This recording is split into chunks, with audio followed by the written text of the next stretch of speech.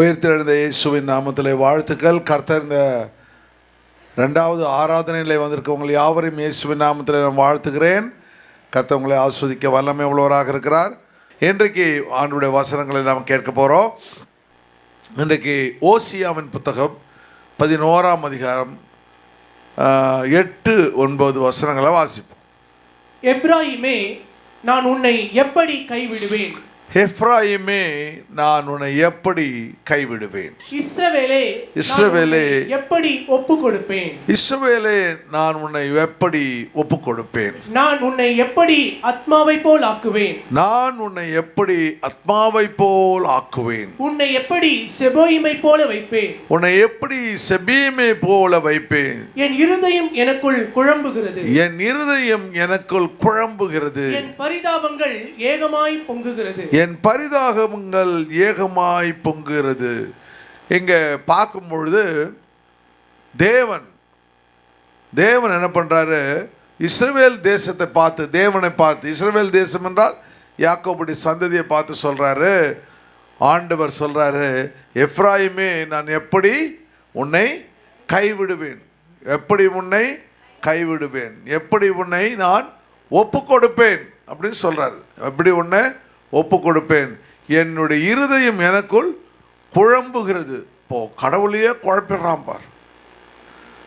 எவ்வளோ பெரிய வந்து ஆளாக இருந்தால் கடவுளே குழம்பு போகுது. சில பேருக்கு என்ன பண்ணுவாங்க, குழம்பு வைக்கும் போது குழப்பம் வரும். சில பேருக்கு என்ன பண்ணுவாங்க, படிக்கும்போது குழப்பம் வரும். படிக்கும்போது இந்த கேள்வியா அந்த கேள்வியா. வாழ்க்கையில் சில பேருக்கு என்ன பண்ணும், கல்யாணம் பண்ண பிறகு குழப்பம் வரும்.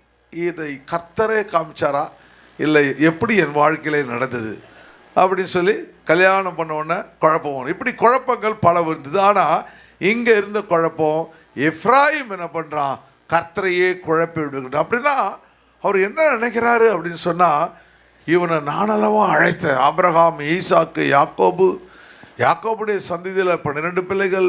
12 பிள்ளைகள் யோசேப்புக்கு சேஷ்ட புத்திர பாரத்தை கொடுத்தனேன், அவங்களுக்கு இந்த பர்த் ரைட்டை கொடுத்தனேன். அதுக்கு பிறகு இந்த அருமையான யோசேப்புக்கு 2 கோத்திரங்கள் கொடுத்தனே, அவனுக்கு வந்து டபுள் போர்ஷன் கொடுத்தனே. யாக்கோபுக்கு கொடுக்காத ஒரு பெரிய ஆசீர்வாதத்தை தேவன் பெற்றுக்கொள்ள மனாசே, எப்ராயிம் என்று கொடுத்தன. இவன் ஏன் இப்படி நடந்து கொள்கிறான் என்பதை தான் இன்னைக்கு சப்ஜெக்ட். ஆண்டவர் தேவன் இந்த வாரங்களில் எப்ராயிமை குறித்து நம்ம பார்க்க. எப்ராயிம்னு என்ன அர்த்தம்? நான் ஃப்ரூட்ஃபுல் அப்படின்னா கனி நிறைந்தவன். சொல்லுங்க, கனி நிறைந்தவள். நீங்கள் கனிகளை பார்த்திருக்கிறீர்களா? எப்படிப்பட்ட கனிகளை பார்த்தீர்கள்?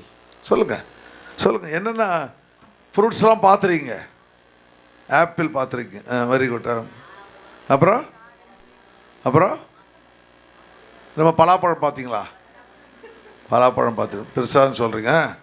அப்புறம் பைனாப்பிள் பார்த்துறீங்க. அது என்னமோ ஒருத்தங்க கூட வாழைப்பழமே சொல்ல மாட்டேறீங்க. டெய்லி அதனமா சாப்பிட்றீங்க, 2 முழுங்குறீங்க. அதை மட்டும் எடுத்து இப்போ நிறையா கனிகளை நீங்கள் பார்த்துறீங்க. இன்றைக்கி நீங்கள் என்ன திரும்ப பண்ணணும்? வீட்டுக்கு போகும்போது இல்லை வீட்டுக்கு போன பிறகு ஈவினிங்குள்ளே ஏதாவது ஒரு ஃப்ரூட் வாங்கணும். ஒரு வாழைப்பழமோ இல்லை ஆப்பிளோ ஆரஞ்சோ மாதுளம்பழமோ எந்த ஃப்ரூட் வாங்கினாலும் அந்த ஃப்ரூட்டை இன்னொங்களுக்கு கொடுக்கக்கூடாது. இல்லை பாஸ்டர், என்கிட்ட காசே இல்லை, நவாப்பழம் தான் கிடச்சிச்சு, வாங்கிக்க. நாகப்பழம் இல்லை, நாகப்பழம் இல்லை, கொய்யாப்பழம் எது கிடைக்குதோ அதை வாங்கி அதை பார்த்து சொல்லணும். இப்படி கண்ணை அப்படி வச்சுட்டு கையில் வச்சுட்டு, ஐ எம் ஃப்ரூட்ஃபுல், நான் கனி நிறைந்தவன் அப்படின்னு சொல்லிட்டு நல்லா கழுவிட்டு சாப்பிட்டுடணும். அப்படியே ஆண்டோடைய ஜாமுன், ஆண்டவரே ஐ எம் ஃப்ரூட்ஃபுல், நான் கனி நிறைந்தவன் அப்படின்னு சொல்லி இன்றைக்கி அந்த அற்புதம் செய்ய போகிறாரு கர்த்தர். இந்த வருஷத்தில் கர்த்தர் ஒரு பெரிய ஆசீர்வாதம் இப்போ கர்த்தர் நடிச்சது. அல்லேலூயா. அப்போது எப்ராயிம்னா என்ன அர்த்தம்? ஃப்ரூட்ஃபுல். அல்லேலூயா. மனாசேனா கர்த்தருடைய காவங்கள்லாம் மறக்க செய்தார், என்னுடைய நினைவுகள்லாம் மறக்க, ஆனால் கவலையெல்லாம் மறக்க செய்தார். எப்ராயிம்னா கர்த்தர் என்னை, நான் வந்த தேசத்தில் என்னை பழகி பெருக பண்ணினார். அல்லேலூயா. ஃப்ரூட்ஃபுல் ஆக்கினார், கனியை நிறைந்தவனாய் மாற்றினார். பிறகு ப்ராஸ்பரிட்டினா செழுமையாய் மாற்றினார். ஒன்றுமில்லாமல் வந்த ஒரு சாதாரணமாக வந்தேன், குழியில் தூக்கி போட்டார்கள். கர்த்தர் எனக்கு அப்போ 2 பிள்ளைகளுக்கு 2 அழகான பெயர்களை கர்த்தர் அவனுக்கு கொடுக்கிறத பார்க்க முடியும். இன்றைக்கு அதுதான் சப்ஜெக்ட். இன்றைக்கு ஆண்டவர் ஒரு புதிய கோணத்தில் உங்களை கொண்டு போக போகிறார். சரியா? இந்த செய்தியினுடைய தலைப்பு என்ன சொன்னேன்? காட்ஸ் இன்விடேஷன், தேவனுடைய அழைப்பு. கர்த்தர் உங்களை ஒவ்வொருவரையும் அழைத்திருக்கிறார். அதில் அழைப்பு இல்லாமல் நீங்கள் ஒருவரும் இங்கே ஆலயத்துக்கு வரவில்லை. யாரோ ஒருவர் உங்களை இயேசுகிட்ட அழைச்சிருக்கார். யாரோ உங்களை ஞானஸ்தானம் எடுக்க கர்த்தர் உற்சாகப்படுத்தியிருக்கார். யாரோ ஒருவர் பரிசுத்த ஆவியின் அபிஷேகத்தை உங்களுக்கு கொடுத்திருக்கிறார். ஹல்லேலூயா. அப்போ இன்விடேஷன், காட்ஸ் இன்விடேஷன் உங்களுக்கு இருக்குது. 2வது காரியம், காட்ஸ் கம்பேஷன், மனதுருகத்தின் தேவன். சொல்லுங்க, my God is a God of compassion. சொல்லுங்க, என்னுடைய தேவன். நல்லா சொல்லுங்க சத்தமா. ஆமாம், சரியாக சொல்லணும், வாய் அப்புறம் ஒரு மாதிரி ஆகிடும். ஹல்லேலூயா. ஆமாம், ஹல்லேலூயா. God of compassion, மனதுருக்கத்தின் தேவன். 2வது, God of adorationனா ஆராதனையின் தேவன். அவர் பரிசுத்த தெய்வம். ஹல்லேலூயா. உண்மையோடோ உத்தமத்தோடோ ஆவியோடோ அவரை தொழுது கொள்வாய். அப்போ ஆராதனையுடைய தேவன். God of என்ன? God of adoration. சரி, 3வது, God of restitution, மறுசீரமைப்பு. ஆண்டவர் தேவன் பரிசுத்த ஆவியானவர் உங்க எந்தெந்த குறைகள், தன் ஐஸ்வர்யத்தின்படி குறைகளெல்லாம் நிறைவாக்குவார். ஐஸ்வர்ய குறைகள்லாம் நிறைவா. என்ன குறை இருக்குதோ இன்னைக்கு ஆண்டுட்டு சொல்லுங்க, கர்த்தர் உங்களை ரிப்பேர் பண்ண போறார். ஹல்லேலூயா. நம்ம சரீரத்தில் என்ன பலவீனங்கள், சுகவீனங்கள் எதுவாக இருந்தாலும் சரி, இல்லை பணப்பிரச்சனை இருந்தாலும், இல்லை குடும்ப பிரச்சனை எதுவாக இருந்தாலும், எதுவாக கர்த்தர் உங்களை சீரமைக்க போகிறார். ஹல்லேலூயா.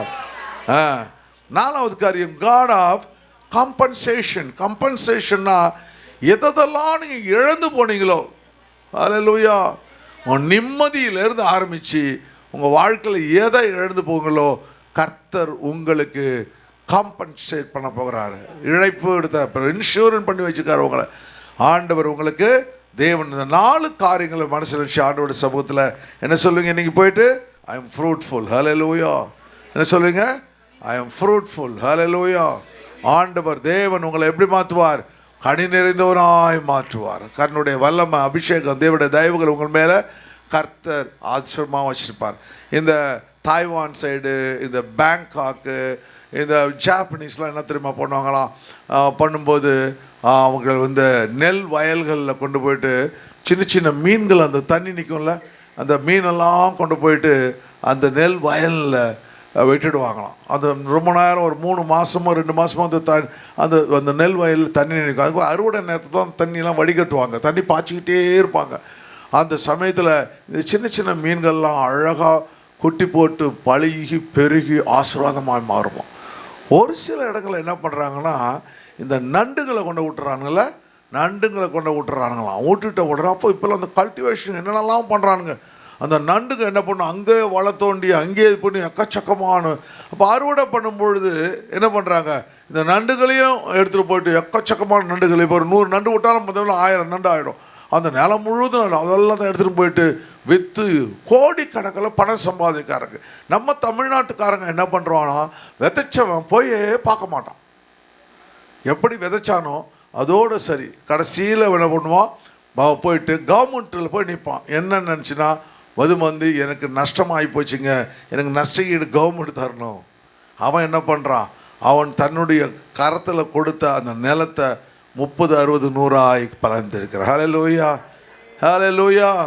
என்னோடு இருப்பாய், என்னோடு இருப்பாய், என்னோடு இருப்பாய்.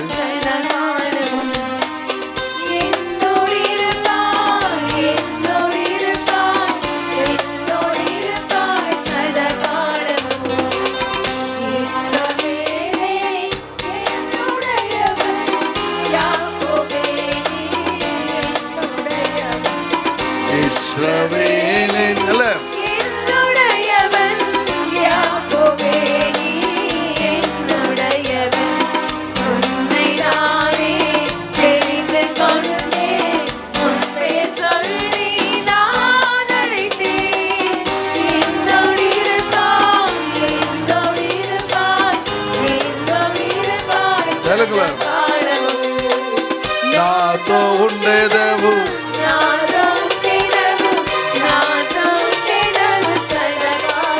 నాతో ఉండేదు నాతో ఉండేదవు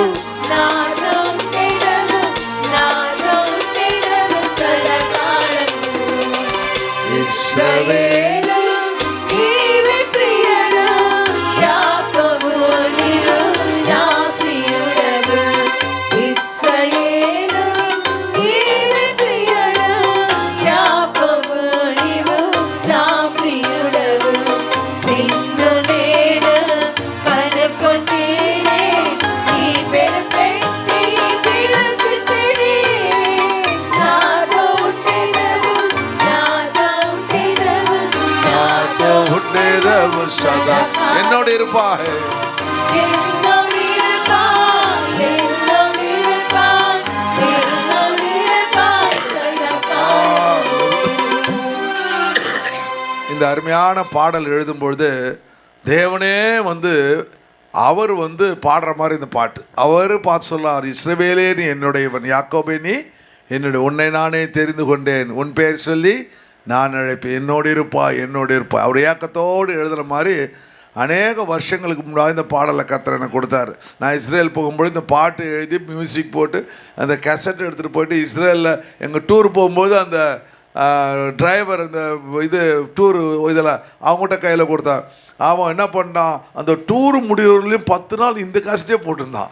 நான் அவன்கிட்ட கேட்டேன், ஏயா நான் சும்மா கொடுத்து ஒரு தடவை போட பார்த்தா நீ என்ன 10 நாளாக போட்டேன், எல்லாம் இஸ்ரேல்னு வருதுன்றான். அந்த யூதன்லாம் ஜூஸ் அந்த இஸ்ரேல்னு எழுதிருக்கிறீங்களே, இஸ்ரேல்னு எழுதிருக்கிறீங்களே, அல்லேலூயா. அப்போ நான் ஃபஸ்ட் டைம் வந்து இஸ்ரேல் போகும்பொழுது வந்து நான் சபை ஆரம்பிக்கல, பாஸ்டர் கிடையாது, ஆர்கிடெக்டாக இருந்தேன். வந்து ஒரு பெரிய ஏன்னா ஒரு இது வந்து இந்த எங்களுக்கு டூரை கூப்பிட்டு போன ஆள் என்ன பண்ணுறாரு, அவர் வந்து ஒரு இஸ்ரேலில் வந்து ஜெருசலம் இஸ்ரேலில் வந்து ஒருத்தர் டிசைன் பண்ணிகிட்டு இருக்கிறாரு. நான் உங்களுக்கு ஒரு சில பேருக்கு தெரியும், நான் சொல்லியிருக்கேன், இதை டிசைன் பண்ணிகிட்டு இருக்கிறாரு. அப்போ அந்த டிசைன் பண்ணி இருக்கும் பொழுது அங்கே நாங்கள்லாம் போயிட்டு நாங்கள் எங்கே ஒரு 15-20 பேர் முன்னாடி நிறைய பேர் நிற்கிறாங்க, எக்கச்சக்கமாக பேர் நிற்கிறாங்க. எல்லாம் நின்று அந்த டிசைன் பண்ணுறது எல்லாம் அவர் ஸ்டோனில் அந்த ரெட் ஸ்டோன் இஸ்ரேல் முழுவதும் எருசலேம் முழுவதும் ரெட் ஸ்டோன் கிடைக்கும். ரெட் ஸ்டோனில் அழகாக அந்த ஆர்கிடெக்ட் இந்த இடம் இந்த அப்படியே பார்லிமெண்ட்டு அப்படியே ஃபிக்ஸ் பண்ணிகிட்டே இருக்காரு. இந்த கூட்டத்தில் நிற்கும் பொழுது அந்த ஆள் என்ன நினச்சான்னு தெரில, திடீர்னு என்னை கூப்பிட்றான், ஹலோ ப்ளீஸ் பிரதர் கம் அப்படின்றான். அவ்வளோ பேர் முத்தியில் என்னை கூப்பிட்டான். எனக்கு வந்து ஆச்சரியமாக இருந்துச்சு. வந்து என்னன்னு பார்த்து போனேன், அவன் டக்குன்னு அந்த ஸ்டோன் ஒன்று அந்த இஸ்ரேல் அந்த ஜெருசலேமில் அந்த ரெட் ஸ்டோன் ஒன்று எடுத்து கொடுத்து ஹேவ் இட் வித் யூ அப்படின்னு என் கையில் கொடுத்தான். வச்சிக்கோ அப்படின்னு ஒரு சொல்லிட்டு ஒரு நாள் நீ சர்ச் கட்டுவோன்னு சொல்கிறான்.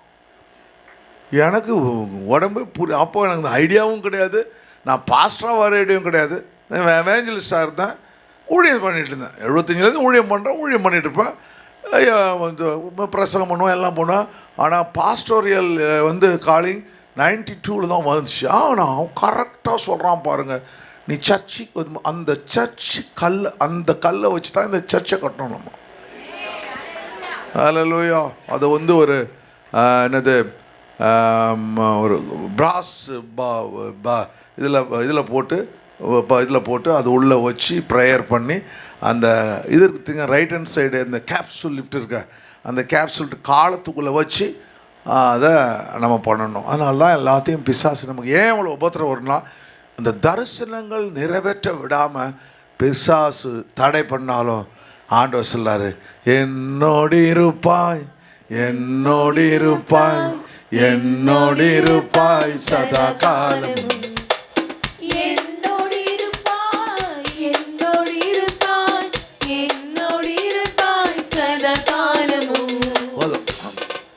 ஹல்லேலூயா. சரி, கம்பேஷன் சொல்லுங்க, கம்பேஷன் மனதுருக்கத்தின் தேவன் சொல்லுங்க, மனதுருக்கத்தின் தேவன். ஹல்லேலூயா. எப்படி சொல்லுங்க, மனதுருக்கத்தின் சொல்லுங்க, மனதுருக்கத்தின் தேவன். ஹல்லேலூயா. சரி, ஆண்டவர் தேவன் நம்மை ஆஸ்வதிக்க வல்லமாம் சொல்றாரு, என் உள்ளம் அவனுக்காக குழம்புகிறது அப்படின்னு ஆண்டவர் சொல்றாரு. ஆண்டவருடைய திட்டங்கள், தேவ தயவுகள், ஆசீர்வாதங்களை கர்த்தர் வச்சிருக்கிறார். இங்கே பார்க்கும்பொழுது ஆண்டவர் அவனுக்கு ஒரு பெரிய ஆசீர்வாதத்தை கர்த்தர் வச்சிருக்கார். இப்போ நமக்கு தெரியும் யாக்கோபுடைய பிள்ளைகள் 12 பிள்ளைகள். அந்த 12 பிள்ளைகளில் யோசேப்பை கர்த்தர் எகிப்திற்கு கொண்டு போயிடுறாரு. எகிப்துக்கு கொண்டு போனா யோசேப்பு வந்து பிரைம் மினிஸ்டர் ஆக்கிடுறாரு. பிரைம் மினிஸ்டர் ஆக்கணுன்னா யோசேப்புக்கு வந்து 2 பிள்ளைகள் பிறக்கிறாங்க. ஒரு பிள்ளை பேர் என்ன? மனாசே. மனாசேன்னு என்ன அர்த்தம்? என் கவலைகள் எல்லாம் தேவன் மறக்க பண்ணினார். எல்லாம் ஃபர்கட் ஆல் மை ஒரிஸ் அப்படின்னு சொல்லிப்பாரு. ஏன்னா குழியில் தூக்கி போட்டது, சிறைச்சாலை எல்லாத்தையும் ஆண்டு ஒழிக்க போனார். 2வது பிள்ளைக்கு அவன் நினைக்கிறான் எஃப்ராயிமின். இப்போ எஃப்ராயிமின் என்ன அர்த்தம்? ஃப்ரூட்ஃபுல், ப்ராஸ்பரிட்டி, ஃப்ரூட்ஃபுல் அப்படின்னா கனி நிறைந்தவன். கர்த்தர் என்ன இந்த தேசத்தில் கொண்டு வந்து என்னை பழுகி பெருக பண்ணி சொல்லுங்க. பழுகி பெருக பண்ணினார். கர்த்தர் என்ன பழுகி பெருகப்படும் சொல்லுங்க. கர்த்தர் பண்ண பழுகி பெருகப்படும். ஹல்லேலூயா. அப்படி என்று பேர் வைக்கின்றான். அதே சமயத்தில் என்ன பண்ணுறான்? ஆண்டவர் அந்த குழந்தை கொஞ்சம் பெருசாகிறாங்க. இப்போ வந்து அவன் மறிக்க போகிறாரு. யாக்கோபு மறிக்க போகிறாரு. உடனே யாக்கோபை பார்க்கறதுக்கு போகிறான். அவர் அப்படியே அவர் உட்காந்துட்டு இருக்கிற சொல்லிருக்காங்க யாக்கோபு வந்திருக்கிறான். இது யோசேப்பு வந்திருக்கிறான். யோசேப்பு இப்போ யார்? பிரைம் மினிஸ்டர், ஈஜிப்தினுடைய பிரைம் மினிஸ்டர். பிரைம் மினிஸ்டர் போயிட்டு அப்பாவை பார்க்குறார். அப்பாவை பார்க்கிறார். பார்த்த உடனே பார்த்தீங்கன்னா அதில் போட்டு அவன் அப்படியே போய் கீழே அப்படியே போய் விழுந்துறான். அவன் என்ன பண்ணான்? சாஷ்டாங்கமாய் விழுந்து அவனை வணங்குகிறான். யாரை? தகப்பனை வணங்குகிறான். அப்புறம் என்னப்பான்னு கேட்குறாரு. இது யார்ப்பான்னு கேட்குறாரு. இவங்க தான் கர்த்தர் கொடுத்த 2 பிள்ளைகள் அப்படின்னு சொல்கிறாங்க. உடனே இவன் தான் மனாசே மூத்தவன், இவன் தான் எஃப்ராயிம்னு சொல்கிறாரு. இவனை பிளஸ் பண்ணுங்க டாடி அப்படின்னு சொல்கிறாரு. உடனே இவர் என்ன பண்ணுறாரு? யாக்கோபு தன்னுடைய வலது கையை வந்து இஃப்ராயிம் மேலேயும் தன்னை இடது கையை மனாசே மேலேயும் வைக்கிறாரு. அப்படி இல்லை டாடி, இவன் தான் பெரியவன், கையை மாற்றி வைங்க டாடி அப்படின்னு கேட்குறாரு. இல்லைப்பா, எனக்கு தெரியும் இவன் தேவனாசுப்பா, இவனை பார்க்கல இவனை அதிகமாக ஆசீர்வதிப்பார். ஹல்லேலூயா. மனாசேயினுடைய ஆசீர்வாதங்களோ பிறகு எஃப்ராயிமுடைய ஆசீர்வாதங்களோ நம்ம ரிசர்ச் பண்ணி பார்த்தா பவர்ஃபுல்லாக இருக்கும். யுத்தத்துக்கு போகிற நாட்களில் இருந்து எல்லாமே டபுளாக கர்த்தர் அவனுக்கு கொடுத்தார். அதனால தான் அந்த எஃப்ராயிம் இவரை விட்டு போகிறது அவனால் தாங்கி கொள்ள முடியலை. அதில் அநேக தவறுகளை எஃப்ராயிம் செய்து விடுகிறார். அதுபோல் தேவனுக்கு பிடிக்காத காரியங்கள் நீங்கள் யார் இருந்தாலும் ஆண்டவர் இன்றைக்கு கர்த்தர் உங்களை எஃப்ராயிமாய் பார்க்கிறார். ஹல்லேலூயா. நீங்கள் ஆண்டவரோடு கூட இருந்தால் God will make you fruitful. உங்களை கனி நிறைந்தவனாய் கர்த்தர் மாற்றுவார். ஹல்லேலூயா. ஏதெனில் உன்னிடம் வாசம் பண்ண இறங்கி வந்தேன் உன்னை நேசித்ததா. ஏதெனில் உன்னிடம் வாசம் பண்ண இறங்கி வந்தேன் உன்னை நேசித்ததா. சோதோமை நினைத்தேன் சோர்ந்து போனேன். சோதோமை நினைத்தேன் சோர்ந்து போனேன். சோர்ந்து போகாதே உன்னை சேர்த்துக் கொள்வேன். இஸ்ரவேலே நீ என்னுடையவன். யாக்கோபே நீ என்னுடையவன். இஸ்ரவேலே நீ என்னுடையவன். யாக்கோபே நீ என்னுடையவன். உன்னை நானே தெரிந்து கொண்டேன். உன் பெயர் சொல்லி நான் அழைத்தேன். என்னோடு இருப்பாய், என்னோடு இருப்பாய், என்னோடு இருப்பாய் சதா காலமும். என்னோடு இருப்பாய். என்னோடு இருப்பாய், என்னோடு இருப்பாய் சதா காலமும். ஹல்லேலூயா. சரி, 12 பன்னெண்டுல யாருக்கு வந்து சேஷ்டபுத்திர பர்த்டே கிடைக்கணும்? ரூபனுக்கு கிடைக்கணும். ஆனால் கர்த்தர் என்ன பண்ணுறாரு? யோசேப்புக்கு என்ன பண்ணுறாரு? அந்த சேஷ்டபுத்திர பாகம் என்ற பர்த் ரைட்டை கொடுத்துட்றாரு. நான் அடிக்கடி உங்களுக்கு சொல்லுவேன், இதை குறித்து நிறைய எடுத்துருக்கிறேன். அதனால் 27 ஆசீர்வாதங்கள் பர்த் ரைட்டில் இருக்குது. ஆண்டவர் தேவன் ஒரு 10 பிள்ளை. ஆனால் சேஷ்டபுத்திர பாகத்தை பர்த் ரைட்டை எல்டர்ஸ் சன்னுக்கு கர்த்தர் வச்சுக்கிறார். யார் வந்து எல்டர்ஸ்டோ அவங்களுக்கு தான் வைப்பார். அந்த எல்டர்ஸ் சன்னோ டாட்டரோ அந்த சேஷ்டபுத்திர பாகத்தை அவர்கள் உதாசீனப்படுத்தினான். ஏசா உதாசீனப்படுத்துறான் இல்லையா? உதாசீனப்படுத்தினான். காயன் உதாசீனப்படுத்துகிறான். அதனால் ஆபேலுக்கு போய் விடுகிறது. இப்படி உதாசீனப்படுத்தினா கர்த்தர் அந்த குடும்பத்தில் அடுத்த இளையவர்களுக்கு ஆண்டவர் அந்த பர்த் ரைட்னா தேவனுடைய சேஷ்ட இன்ஹாரிட்டன்ஸ் சொல்லுவாங்க. இன்ஹாரிட்டன்ஸ்னா சுதந்திரம். சொல்லுங்க, சுதந்திரம். ஹல்லேலூயா. அப்போ ஒரு குடும்பத்தில் தேவன் ஒருவனுக்கு சுதந்திரத்தை தருவார். இன்ஹாரிட்டன்ஸ் சொல்லுவாங்க இல்லையா? எங்கள் குடும்பத்தில் எனக்கு கொடுத்தாரு, எங்கள் அப்பாவுக்கு 3 பேர் எங்கள் அப்பா கொடுத்தாரு. ஆனால் எங்கள் அப்பாவுக்கு எங்கள் தாத்தா எங்கள் அப்பா கொடுத்தாரு. எங்கள் அப்பா ஒன்றுமே சுதந்திரிக்கலை. ஏன் சுதந்திரிக்கலைன்னா இப்போ இந்த மெசேஜ் எடுக்கும்போது யோசித்தேன். ஏன்னா கர்த்தருடைய திட்டத்தை அவர் நிறைவேற்றவில்லை. கடைசியில் அழுதார். 60 வயசுக்கு மேலே ஊழியம் செய்யாமல் விட்டுட்டுனே அழுதார். ஆனால் அவர் நிறைவேற்றவில்லை. அதனால் அந்த சுதந்திர ஆசீர்வாதங்கள் அவர் கிடைக்கல. அதனால் எங்களை வளர்க்கும்போது ஆண்டவங்க ஜபத்துலையும் எல்லாவற்றையும் சொல்லி சொல்லி வளர்த்தாரு. அதனால் கர்த்தர் எனக்கு அநேக ஆசீர்வாதங்களை கர்த்தர் கொடுத்தார். ஹல்லேலூயா. தேவனுடைய பிள்ளைக்கு 2 வகையான ஆசீர்வாதங்களை தேவன் வச்சுருக்கிறாரு. ஒன்று என்ன? ஆவிக்குரிய சுதந்திரம், பூமிக்குரிய சுதந்திரம். நீங்கள் தேவனுடைய பிள்ளையாக இருந்தால் பரலோக சுதந்திரத்தையும், வானத்துக்குரிய சுதந்திரம், பூமிக்குரிய சுதந்திரம், கடற்கரை மணல், நட்சத்திரங்கள். அப்போது ஆபிரகாமுக்கு என்ன சொன்னாரோ அதை உங்கள் வாழ்க்கையிலே நிறைவேற்றுவார். அப்போ இங்கே என்ன நடக்குது? எப்ராயிமுக்கு என்ன பண்ணிடுறாரு? தேவன் பிளஸ்ஸிங்கை கொடுத்துட்றாரு. அப்போ இவன் ஆசீர்வதிக்கிறான். அந்த ஆசீர்வாதத்தை அவன் பெற்றுக்கொள்கிறான்.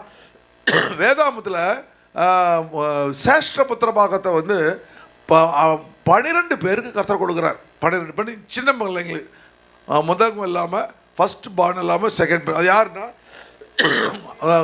ஆபேல் இல்லையா? காயின் தவறு பண்ண ஆபேல் கொடுத்துறாரு. பிறகு அதுக்கு முன்னாடி இருந்த பிள்ளைங்கள்லாம் தவறு செய்ய சேத்து கொடுத்துட்றாரு. சேத்துக்கு பிறகு சேம் கொடுத்துட்றாரு. சேமுக்கு பிறகு அப்ரஹாமுக்கு கொடுத்துட்றாரு. ஆபிரகாம், அப்புறம் ஈசாக்கு, யாக்கோபு, யோசேப்பு, எப்ராயிம். பார்த்தீங்களா? எப்ராயிம் லிஸ்ட்டில் வர ஆரம்பிப்பாருங்க. எப்ராயிம், மோசே, கிதியோன், அப்புறம் தாவீது, சாலமோன். இவங்கெல்லாம் புள்ள கிடையாது. அடுத்த நிலையதர்களுக்கு கர்த்தர் சேஷ்ட புத்திர பாகத்தை கர்த்தர் கொடுத்து விடுகிறார். ஹல்லேலூயா. அதெல்லாம் ஏதோ சொல்லிட்டு இருக்காருப்பா. சில பேர் பாவம்மா, உங்களை பார்த்து நான் ரொம்ப கஷ்டமாக இருக்குமா எனக்கு. சில பேரை பார்த்து அறிஞ்சுமாவேம்மா, நீ ஏதாவது சொல்லிட்டு போப்பா, சீக்கிரம் முடிச்சுட்டு போகிற வழியை பாருங்க. எவ்வளோ பெரிய டெப்த்து இருக்குப்பா உங்களுக்கு. கடவுள் உங்களை பார்க்க நீங்கள் பார்க்குற மாதிரி கடவுள் பார்க்கறதில்ல. ஒரு விதையை ஒரு விவசாயி பார்க்கவும் விதையாக பார்க்கறதில்ல, அவன் கனியாக பார்க்குறான். நீங்களும் நானும் விதையாக பார்ப்போம். விற்றா எவ்வளோ கிடைக்கும் அப்படின்னு பார்ப்போம். துண்ணா எவ்வளோ கிடைக்கும், இவ்வளோ இருக்க வச்சுக்கலாம் அரிசி, இதை விற்பன்னா எவ்வளோ அரிசி கிடைக்கும், 2 பேர் சாப்பிட்லான்னு சொல்லுவேன். அவன் என்ன சொல்லுவான்? இல்லை, இதை விதைச்சா 1000 பேர் சாப்பிட்லான்னு சொல்லுவான். இதுதான் தரிசனம், இதுதான் ஃப்யூச்சர்.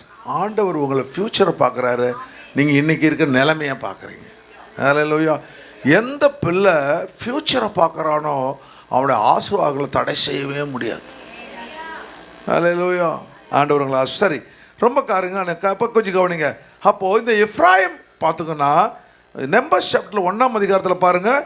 பார்க்கும்பொழுது அங்கே யோசேப்பு குமாரில் எப்ராயிம் புத்தருடைய பிதாக்கள் மற்றும் வம்சாவளி 20 வயதுள்ளவர்கள் யுத்தத்திற்கு புறப்பட எல்லோரும் காணப்பட்ட பொழுது 40,500 பேர் இருக்கிறாங்க. ஆனால் மனாசே கோத்திரத்தில் எவ்வளோ பேர் இருக்கிறாங்க அப்படி பார்த்தா அங்கே யுத்தத்துக்கு புறப்பட்ட புருஷர்கள் எல்லாரும் எண்ணப்பட்ட பொழுது அவர்கள் எத்தனை பேருக்கு இருக்கா பாருங்க? 40,000. அப்போது எண்ணிக்கையில் இவர்கள் அதிகமாய் மாறுகிறார்கள். பிறகு கொடியை பார்க்கும்பொழுது கொடியை உடையவர்கள் பாருங்கள், 2ஆம் அதிகாரத்தில் 18ஆம் வசனம் பாருங்கள். அங்கே பார்க்கும்பொழுது சேனாதிபதிகள் எல்லாத்தையும் மாற்றுறாங்க. அங்கே பார்க்கும்பொழுது அவர்கள் என்ன பண்ணுறாங்க? 44,500 பேர் இருக்கிறாங்க. இங்கே பார்க்கும்பொழுது அவங்க எவ்வளோ பேர் இருக்காங்க? அது கம்மியாக இருக்கிறாங்க. இப்படி அப்படியே ஒவ்வொன்றா நீங்கள் பார்த்துட்டே போனீங்கன்னா தேவன் என்ன பண்ணுறாரு? பரிசுத்த ஆவியானவர் இந்த சேஷ்டபுத்திர பாகம் உள்ளவர்களுக்கு தேவன் ஆசீர்வாதங்களை அதிகமாகி தருகிறார். டியூட்ரானமி உபாகத்தில் 33 பார்க்கும்பொழுது யோசேப்பை குறித்து அவன் சொல்கிறான் பாருங்க, கர்த்தரால் அவனுடைய தேசம் ஆசீர்வதிக்கப்படுவதாக, வானத்தினுடைய செல்வத்தினாலும் பனியினாலும் ஆழத்தினுடைய நீரூற்றுகளினாலும். ஹல்லேலூயா. ஆழத்தினுடைய நீரூற்றுகளினாலும் அருமையான கனிகளினாலும் என்ன மைக்கெல்லாம் ஒன்றும் கிடையாதா? சந்தையோட பக்குவப்படுத்தும் அருமையான என்னப்பா நீ என்னப்பா ஆச்சு? ரெக்கார்ட் ஆகிட்டு இருக்குதுப்பா. பொருட்களாலும் நாடும் அதன் நிறைவும் கொடுக்கும் அருமையான தானியங்களால் ஆசீர்வதிக்கப்படுவதாக. முட்செடியில் எழுந்தவர்களின் தயை யோசிப்புடைய சிரசிம்பன் தன் சகோதர விஷய உச்சந்தலை மேல் வருவராக. பா எப்படி படுத்திருப்பார் அவனுடைய அலங்காரம் அவன் தலையீட்டு காளையுடைய அலங்காரத்தைப் போலவும் அவன் கொம்புகள் காண்டாமிருகத்தின் கொம்புகளைப் போலவும் இருக்கும். அவைகள் ஜனங்கள் ஏகமாக தேசத்து கலைஞர்கள் மட்டும் முட்டி துரத்துவார். அவன் எப்ராயிமின் 10,000 மனாசின் ஆயிரங்களும் என்றான். ஹல்லேலூயா. எப்ராயிம் எவ்வளோ? 16,000. மனாசே எவ்வளோ? 1000. எப்படி இந்த பிளஸ்ஸிங், அதான் டபுள் போர்ஷன் ஆண்டவர் தேவன் உங்களுக்கு வைத்திருக்கிறார். ஹல்லேலூயா. ஆண்டவருடைய திட்டங்களும் ஆசீர்வாதங்களும் தேவன் பரிசுத்த ஒவ்வொரு குழந்தைக்கு கர்த்தர் தேவன் ஒரு குடும்பத்தில் கர்த்தர் எனக்கு கரெக்டாக. நான் போன வாரங்களில் ஒரு பாஸ்டருடைய பையன் வந்தான். அந்த பிள்ளைங்க எல்லாம் ஊழியம் செஞ்சுட்ருக்காங்க. அந்த பையன் வந்த உடனே நான் அந்த பையனை பார்த்து சொன்னேன், உனக்கு உன் குடும்பத்தில் வந்து பர்த் ரைட்டை கர்த்தர் கொடுத்தார் அப்படி சொன்னேன். முந்தானத்து என்னை வந்து பார்க்க வந்திருந்தான். சொன்னேன், அவன் பார்த்துட்டு தேங்க்யூ பாஸ்டர் சொன்னான். எங்கள் அப்பாவுன்னு சொன்னார் பாஸ்டர், என் குடும்பத்தில் உனக்கு தான்டா சேஷ்டபுத்திர பார்க்க சொன்னார் பாஸ்டர். அவங்க அப்பா சொன்னது எனக்கு தெரியாது, ஆனால் என் மனசில் சொல்லுது, இந்த பையன் தரிசனத்தை நிறைவேற்றுவான். உங்கள் தாத்தாவோட அபிஷேகம் உன் மேலே இருக்குடா, நீ தாண்டா எல்லாம் செய்ய போகிறேன்னு சொன்னேன். எங்கள் அப்பா அவனுக்கு சொன்னார் பாஸ்டர் அப்படி சொன்னான். அதுபோல் கர்த்தர் தேவன் ஒரு பிள்ளைகள் மேலே கர்த்தர் ஒரு பெரிய திட்டத்தை கர்த்தர் வச்சுருக்கிறார். ஹல்லேலூயா. நீங்கள் புரிஞ்சுக்கிட்டீங்கன்னா அதை நீங்கள் அறுவடைப்படுங்க, இல்லைன்னா இருக்கிற மாதிரியே இருப்பீங்க. ஹல்லேலூயா. கர்த்தர் உங்களை விஷயம். சரி, அவன் செய்த தவறுகளை கொஞ்சம் 5 நிமிஷம் பார்க்கலாம் பாரு. ஓசியாவுக்கு தகரில் அப்போது ஆண்டவர் தேவன் என்ன பண்ணுறாரு? ஆண்டவர் ஒரு பெரிய ஆண்டவர் தரிசனம் உள்ளவரை தன்னோடு கூட இணைத்துக் கொள்கிறார். ஹல்லேலூயா. நான் ஒரு காரியத்தை சொல்லிட்டு இருந்தேன். இந்த அன்னப்பறவை பார்த்துறீங்களா? யார் யார் பார்த்துருக்கீங்க? அன்னப்பறவை. எந்த பறவையும் பார்க்கவில்லை. என்ன பறவை? கோழி தான் பார்த்தீங்களா? அன்னப்பறவை பார்த்து யாராவது அன்னப்பறவை பார்த்துருக்கீங்களாம்மா? வேறு ஆபிரகாம் ஒரு ஆள் தான்மா பார்த்துருக்காரு அன்னப்பறவை. வேடந்தாங்கள, வெரி குட். சரி, அன்னப்பறவை எல்லா ஜூலையும் வச்சுருக்காம்மா. சரி, நீ பார்த்ததில்ல. அன்னப்பறவையில் அந்த அன்னப்பறவை ஒரு பறவை செத்தா இன்னொரு பறவை அப்படியே மறிச்சு போயிடுமா. நான் சொல்லிட்டு இருந்தேன், இந்த பெண் குயின் பார்த்துருக்கீங்களா? பெண் குயின் என்ன பண்ண, மேரேஜ் பண்ணும்போது என்ன பண்ணுமா, நேராக போய் இந்த ஆண் பெண் குயின் என்ன பண்ணும், மேல் போயிட்டு இந்த கூழாங்கல்ல பார்த்தீங்களா, கூழாங்கல்லை எடுத்துகிட்டு வந்து அது என்ன பண்ணுவான், அது தன்னுடைய மனைவியாக போகிற அந்த ஃபிமேலுக்கு கொடுக்குமா. நான் சொல்லுவேன், ஈகிள் எப்படி மேரேஜ் பண்ணுவோம்? எதுவுமே தெரியாது. ஆனால் விசுவாசி பரலோகம் போய் என்ன பண்ண போகிறீங்களோ? ஐயோ ஆண்டவர். சரி, கவனிங்க. ஹல்லேலூயா. நான் ஆர்கிடெக்ட் படிக்கும்போது வெறும் டிசைன் தான் கற்றுக்கணும். எலிவேஷனு, பர்ஸ்பெக்டிவ், பேர்ட்ஸ் ஐ வியூ, வேர்ம்ஸ் ஐ வியூ, நார்மல் வியூன்னு இப்படி சொல்லி தருவாங்க, விஷன் சொல்லி தருவாங்க. ஆனால் நான் ஃபுல்லாக ஸ்ட்ரக்சரல் கற்றுக்கிட்டேன். ஸ்ட்ரக்சரல் வந்து ஆர்கிடெக்டுடைய சப்ஜெக்ட் கிடையாது, வெறும் டிசைன் பண்ண தான் ஆர்கிடெக்ட் சப்ஜெக்டு. எங்கள் ஸ்ட்ரக்சரல் இன்ஜினியர் சொல்லுவார், அவர் பெரிய ஆள், சொல்லுவார், எடிசன் சார் டிராயிங் போட்டார்னா ஸ்ட்ரக்சரலுக்கு பிரச்சனையே கிடையாது. கரெக்டாக அந்த பீம் கரெக்டாக போய் உட்காரும்.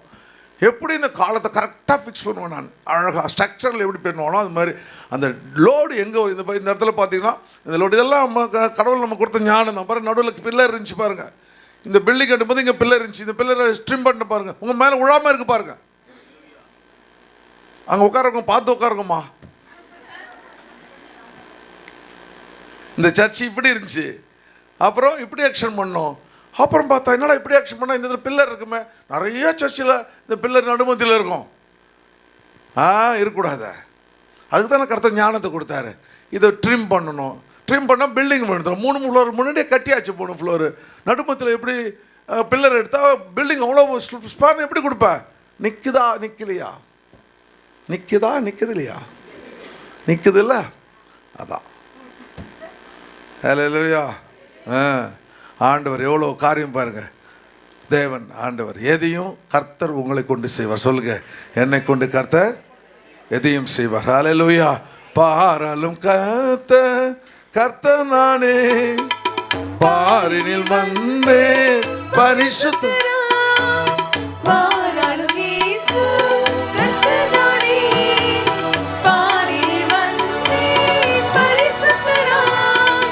மணவாளன் என்னை சந்தித்திட நீ மணவாளன் என்னை சந்தித்திட நீ மணவாட்டியே இன்று ஆயத்தமடைவார் இஸ்ரவேலே நீ என்னுடையவன் யாக்கோபே நீ என்னுடையவன் இஸ்ரவேலே நீ என்னுடையவன் யாக்கோபே நீ என்னுடையவன் உன்னை நானே தெரிந்து கொண்டேன் உன் பெயர் சொல்லி நான் அழைத்தேன் என்னோடு இருப்பாய் கடலை வைத்தே இருப்பாய் என்னோடு இருப்பாய் சதா உம்மோடு இருப்பே பாடுங்க உம்மோடு இருப்பே உம்மோடு இருப்பே உம்மோடு இருப்பே சதா காலம்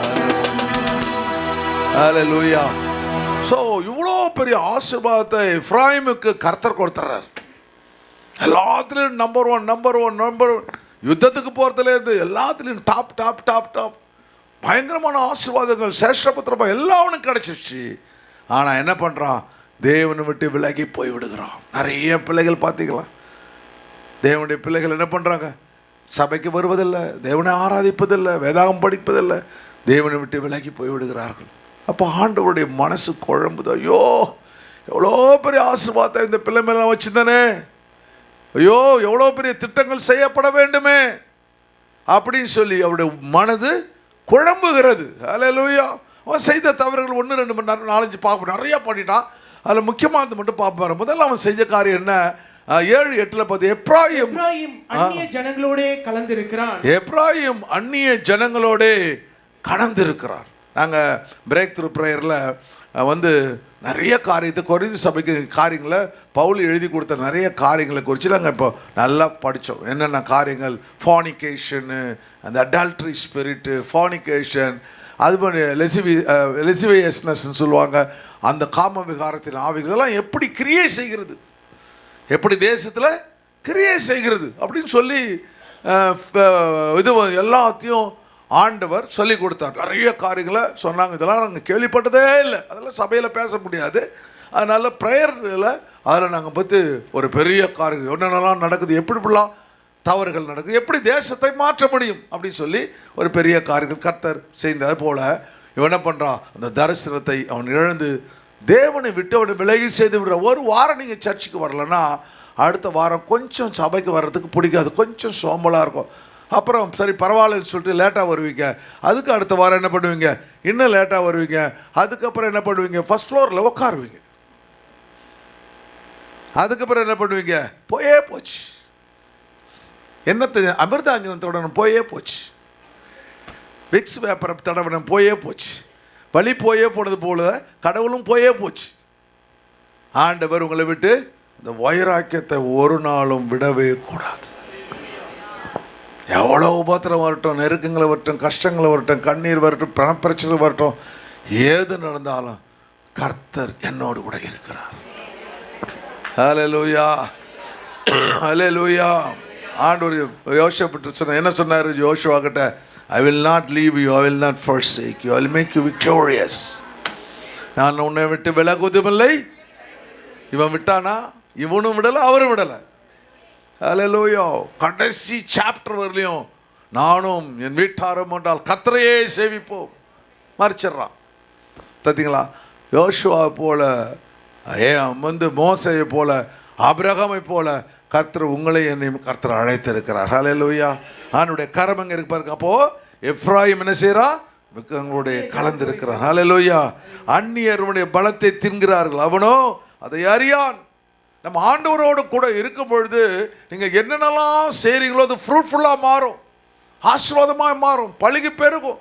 ஆனால் தேவனை விட்டு விலகும் பொழுது உன்னுடைய சொத்துக்களை எல்லாம் அந்நியர்கள் தின்னுவார்கள். ஹல்லேலூயா. அறியான் நரைமயிரும் அவனில் தெளித்திருக்குது, அவனோ அதை அறியாது. முடி மாறுறது கூட அவனுக்கு தெரியல. ஆண்டவர் ஒவ்வொரு மாற்றத்தையும் அவனுக்கு சொல்லி கொடுக்கின்றார். சில சமயத்தில் நமக்கு வரப்போகிற வறுமை, நமக்கு வரப்போகிற கஷ்டங்கள், நமக்கு போகிற ஆபத்துகள் ஆண்டவர் உணர்த்தி கொண்டே இருப்பான். நீ ஆண்டவரோடு இருந்தா. ஆண்டவரோடு இல்லைன்னா ஆண்டவர் உணர்த்துவதற்கு யார் உன்னோடு கூட இருக்க மாட்டேன். எல்லாவற்றையும் இழந்து ஒரே நிமிஷத்தில் பரிதபிக்கப்பட்டவனாய் போய்விடும். சரி, நிறைய இருக்கு. அடுத்த சாப்டர் பாருங்க, 8ஆம் அதிகாரத்தில் பாருங்களேன். 8-11 அதிகாரத்தை வாசிங்க. எப்ராயிம் பாவம் செய்வதற்கு ஏதுவாய் பலிபீடங்களை பெருக பண்ணினார்கள். பலிபீடங்களை பெருக என்ன பண்றான்? ஆண்டவரே விட்டுறான். முதல்ல என்ன பண்றான்? அந்நிய ஜனத்தோட கலந்துறான். இப்ப அந்நிய ஜனத்தினுடைய ஆராதனை எல்லாம் இவன் வாழ்க்கையில வந்து விடுகிறது. ஹல்லேலூயா, ஹல்லேலூயா. அப்போ ஆண்டோட சில சமயத்தில் நான் சொன்னேன், ஒருத்தவங்ககிட்ட நீங்கள் அன்பு செலுத்தணும்னா வந்து என்னது கம்பேஷன் காமிங்கன்னா எப்படி நீங்கள் ஒருத்தவங்க பார்க்குறீங்க, அவங்கள பார்த்தோன்னா என்ன செய்வீங்க? ஃபர்ஸ்ட் எடுத்தோடனே என்ன பண்ணுவீங்கம்மா? ஒருத்தவங்க வராங்க, உங்கள் வீட்டுக்கு வராங்க, என்ன செய்வீங்க? நீங்கள் என்ன செய்வீங்க? வீட்டுக்கு வரவங்க என்ன செய்வீங்க? வாங்க வாங்கன்னு சொல்லுவீங்க. வாங்க வாங்கன்னு எப்படி கூப்பிடுவீங்க? இல்லைம்மா நான் கேட்குறேம்மா, வாங்க வாங்க அப்படி கூப்பிடுங்களா? ப்ளீஸ் கம் வாங்க அப்படி கூப்பிடுவீங்களா? சிரிச்சுக்கிட்டு ஸ்மைல் பண்ணி வாங்க வாங்க. முன்னது புன்னகை, 2வது இன்விடேஷன், 3வது எப்படி வீட்டில் நல்லா சுகமாக இருக்காங்களா? வீட்டில் எல்லாம் சுகமாக இருக்காங்களா? அப்பா சுகமாக இருக்காரா? அம்மா சுகமாக இருக்காங்களா? தங்கச்சி சுகமாக இருக்காங்களா? செல்லி அன்று பார்க்கணாரா அப்படின்னு கேட்பீங்க இல்லையா? மோட்டிவேஷன். 4வது காரியம் என்ன? விசாரிக்கிறது. விசாரிக்கிறது, உற்சாகப்படுத்தல், விசாரிக்கிறது, மோட்டிவேஷன். அவங்கள நல்லா இருக்கு, அவங்கள வந்து நீங்கள் நல்லா இருக்கு வந்த உடனே ஓ பியூட்டிஃபுல், உங்கள் ட்ரெஸ்ஸு நல்லா இருக்குது அப்படி வரும்பொழுதே அவங்கள பார்த்து உடனே அழகாக நல்லா இருக்குது உங்கள் ட்ரெஸ்ஸு நல்லா இருக்குல்ல அப்படின்னு சொல்லிட்டா பரட்ட மாதிரி வந்துச்சுன்னா போகிறதுக்கு நல்லா இருக்கணும். சரி, ரொம்ப டீப்பாக போகணும். உற்சாகப்படுத்துதல் இல்லை மோட்டிவேஷன். 4வது 4வது வந்து என்கொயர் பண்ணுறது. 5வது தேங்க்யூ அப்படியே வாங்க வாங்க உட்காருங்க உட்காருங்க உட்காருங்க. இதுதான் வந்து முதல்ல அந்த கம்பேஷனுடைய அந்த பிகினிங். அப்போது இவன் என்ன செய்கிறான்? முதல்ல போகிற மற்றவன் என்ன பண்ணுறான்? தன்னுடைய பிள்ளைகளோடு இருக்க வேண்டிய அந்த அன்பை மற்றவரோடு காண்பித்து விடுகிறான். அதனால் என்ன பண்ணுறான்? கடைசியில் பலிபீடங்களுக்கு போய் விடுறான். சரி, நிறைய காரியம் பாருங்கள். 3வது காரியம் பாருங்கள் சீக்கிரமா. 3வது பாருங்க, 9ஆம் அதிகாரத்தில் 8ஆம் வசனம் பாருங்க. எப்ராயிமின் காவற்காரர் என் தேவனோடு எதிர்த்து நிற்கிறார்கள். என் தேவனோடு எதிர்த்து நிற்கிறார்கள். ஹல்லேலூயா. அடுத்தது வந்து கன்ஃபரண்ட் பண்ண ஆரம்பிச்சிடுறான். சர்ச்சுக்கு வரலாம், என்ன ஆகிட போகுது? சர்ச்சுக்கு வராதனால நல்லா இல்லையா அப்படின்னு சொல்லி அடுத்து என்ன பண்ணுவான்? எதிர்த்து நிற்க ஆரம்பித்து விடுவான். பைபிள் படிக்கலாம், என்ன ஆகிட போகுது? வேலை கிடைச்சிடுமா? வேலை கிடைச்சிடுமா? பைபிள் படிக்கலாம், வேலை கிடைச்சிடுமா? நிறைய பேர் குத்துதா? வேலை கிடைச்சிடுமா? பைபிள் படிச்சா என்ன பண்ண? காலையில் ப்ரே பண்ணிட்டு எல்லாம் வந்துருமா? நம்ம வேலைக்கு போக வேணாமா? அடுத்து கேஷ் கேட்பார். நம்ம ப்ரே பண்ணிட்டா எல்லாம் வந்துருமா? வேலைக்கு போகிறதுனால காசு சாப்பாடு கிடைக்கும். ப்ரே பண்ணிட்டா காசு கொடுத்துருவார். அவர் தான் உனக்கு வேலை கொடுக்குறாருன்னு நீ தெரியலன்னா எப்படி? ஹல்லேலூயா. அவர் தான் அங்கே உயர்த்த போகிறாரு. அவர் தான் உனக்கு சம்பளம் கொடுக்க போகிறார். அவர் தான் உன்னை உருவாக்கியவர். ஹல்லேலூயா. அவர் தான் சுகத்தையும் பலத்தையும் கொடுக்கிறவர். அப்போ இந்த காரியங்கள் எதிர்த்து நிற்பது 3வது நிலையில் அவன் போகின்றான். தீர்க்கதரிசி வழிகளெல்லாம் குருவி பிடிக்கிறவனையும் கண்ணியாகவும் தன் தேவனுடைய ஆலயத்தில் பங்காளியாகவும் இருக்கிறான், பகையாளியாகவும் இருக்கிறான். இவ்வளோ காரியங்கள் அவன் தேவனுக்கு விரோதமாக செய்தான் பாருங்க. பிறகு யோசியா 10ஆம் அதிகாரத்தை பாருங்க, 11ஆம் வசனம் சீக்கிரமா. நன்றாய் பழக்கப்பட்டு போரடிக்க விரும்புகிற கடாரியாக இருக்கிறான். ஆனாலும் நான் அவன் அழகான கழுத்தின் மேல் நுகத்தடியை வைப்பேன். நுகத்தடியை வைப்பேன். ஆனாலும் அவர் விடப்படல. அவனால் ஐயோ இவன் இது வந்து பாருங்க, அந்த அதிகாரத்தை அப்படியே லைனாக வந்து அடுத்து வந்து கடைசியில் சொல்கிறான். ஐயோ அவனை வந்து நான் ஒன்றுமே விட முடியாது, அவன் நுகத்தின் மேல் நான் வைப்பேன். அவனை கொண்டு வர்றார், மறுபடியும் அவனை பிடிச்சு கொண்டு வர்றார். எப்ராயிமை ஏர்பூட்டி ஓட்டுவேன். மறுபடியும் வேலை செய்ய வைப்பேன். என்னென்ன செய்ய வேண்டுமோ, ஒரு மாடு வந்து அது கீழ்ப்படியாத போது அது மேலே நுகத்தடியை வச்சு அந்த குயவன் என்ன பண்ணுறான்? அது வேலையை செய்ய வைக்கிறான். அது போல மறுபடியும் உபயோகப்படுத்துகிறார். யூதா உழுவான், அவனுக்கு பரம்படிப்பான். குடும்பமா இப்போ தேவனுடைய திட்டங்களை அவர்கள் நிறைவேற்றுவார்கள். அவங்க நிலங்கள் செழிப்பாய் விளையும். அவருடைய கோத்திரங்களை தேவன் ஆசீர்வதிப்பார். தேவனுடைய திட்டங்கள் அவன் மேலே கர்த்தர் வைத்திருக்கிறார். சொல்ல பாருங்க 12ஆம் வசனம், நீங்கள் நீதிக்கென்று விதையுங்கள், தயவு கொத்தாய் அறுங்கள், தரிசு நிலத்தை உங்கள் தரிசு நிலங்களை பண்படுத்துங்கள். கர்த்தர் வந்து உங்கள் மேல் நீதியை வருஷிக்க பண்ணு மட்டும் அவரை தேட காலமாய் இருக்கிறது. ஹல்லேலூயா.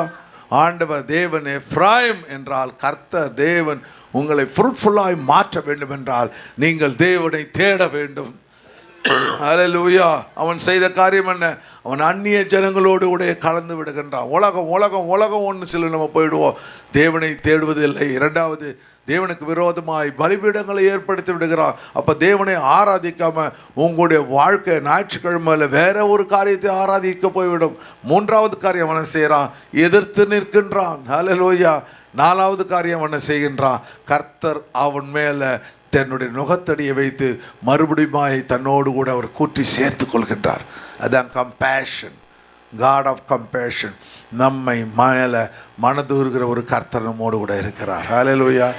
ஆனால் ஆண்டுடைய திட்டம் என்ன, தயவு என்ன? நீங்கள் ஃப்ரூட்ஃபுல்லாய் மாற வேண்டும், ஆசீர்வதிக்கப்பட வேண்டும், உயர்த்தப்பட வேண்டும், கர்த்தருடைய திட்டங்கள் நிறைவேற வேண்டும்.